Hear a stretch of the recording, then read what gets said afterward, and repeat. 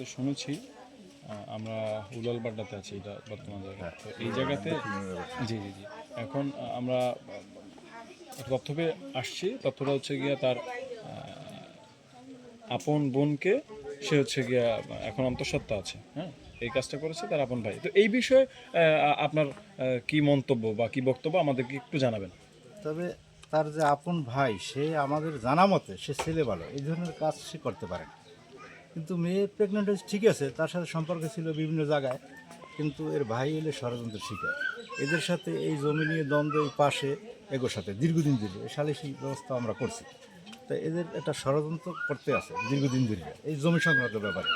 তবে ওই যে মামুন ছেলে মানে তার ভাই মামুন এ কাজ করে না, কাজ করছে অন্য কেউ, তার সাথে যার সাথে সম্পর্ক ছিল।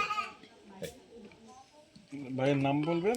আমার নাম মোহাম্মদ শহীদুল ইসলাম, আমি 1 নং ওয়ার্ডের লোক, এগুলোর বাড়ি।